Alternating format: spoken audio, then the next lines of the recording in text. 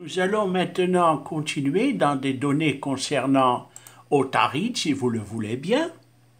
Autaride est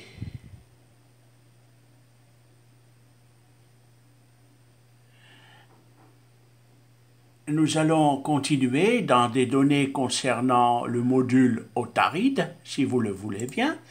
Je vais essayer de faire des rapprochements pour l'insertion éventuellement de ce module dans une première étape que l'on appelle l'étape de l'espace aérien de catégorie A, qui signifie que nous ne sommes pas encore entrés dans le monde de l'espace au-dessus des 64 000 pieds.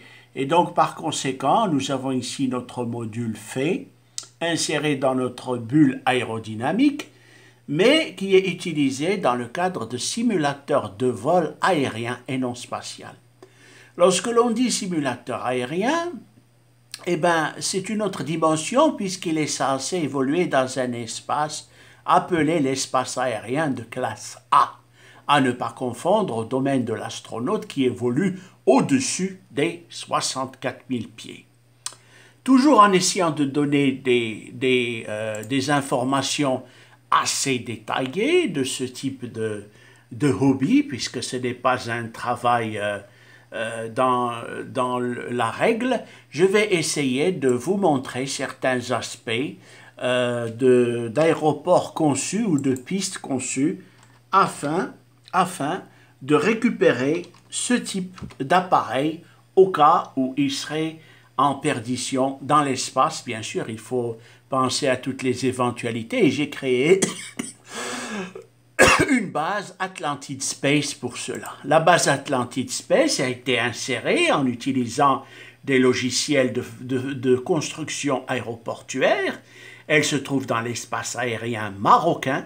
Cette navette spatiale est une navette spatiale marocaine. Vous pouvez voir que j'y ai inséré aussi un module, ou plutôt un tableau de bord déjà existant et abandonné, puisqu'il s'agit d'un tableau de bord de la navette spatiale du STS. Et donc ici, nous pouvons voir les différentes évolutions de ce simple jouet de designer et qui a pris une certaine ampleur puisqu'il a été longuement travaillé et étudié dans le cadre de la simulation aérienne et puis peut-être aussi dans le cadre des simulateurs spatiaux.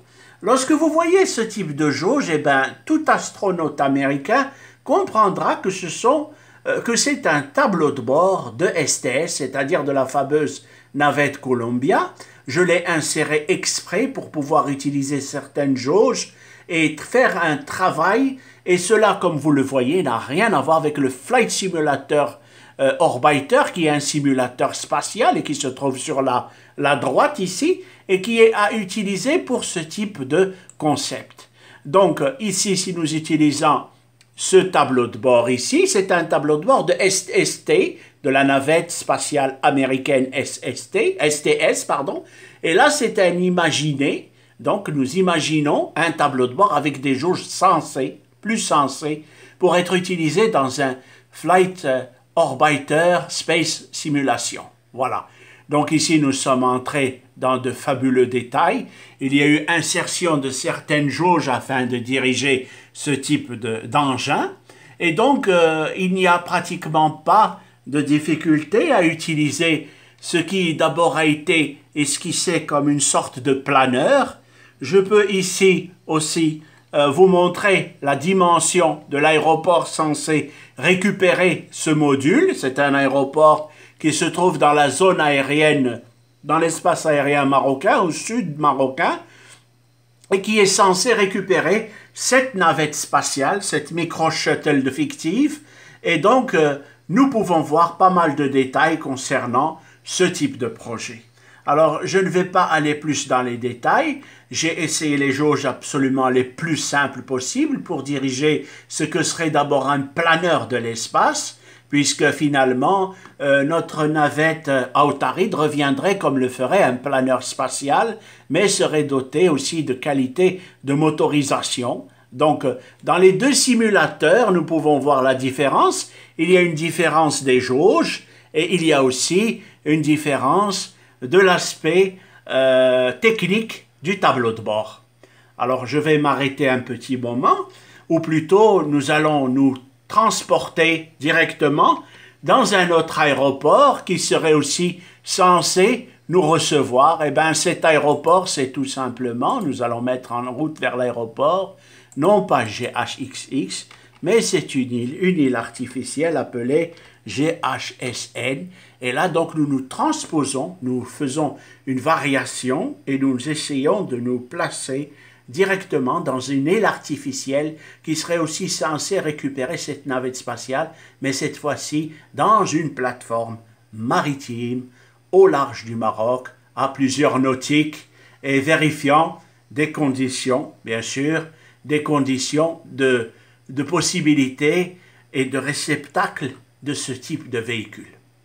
Si vous le voyez, et comme vous pouvez le constater, la navette est sur la plateforme maritime, c'est une île artificielle, elle se trouve au large de la ville d'El Jadida, elle est utilisée comme freeware dans le site Avsim, si vous passez dans le site Avsim, pour les férus de Flight Simulator, pour ceux qui aiment faire des tests, etc., eh bien vous pourrez obtenir ce petit logiciel en freeware, ce petit fichier, pardon, informatique concernant le FS9, si vous avez le Flight Simulator FS 2004. Et donc, ça serait donc une excellente approche des meilleures conditions à obtenir dans le cadre de l'utilisation d'un véhicule spatial comme une petite micro-shuttle construite dans le domaine du développement de l'espace dans ce qui est attrait au Maroc. Alors, je vous remercie. Je vais essayer de continuer d'entrer dans certains détails, si vous le voulez bien. Nous avons utilisé beaucoup de données concernant des systèmes dits en freeware. Ces données sont des données fiables puisque je ferai plus tard la démonstration d'un vol régulier et parfaitement contrôlé de ce type de véhicule et j'espère donner d'amples renseignements, d'amples informations sur la mise sur orbite d'un élément pouvant peser 1 tonne. Je vous remercie.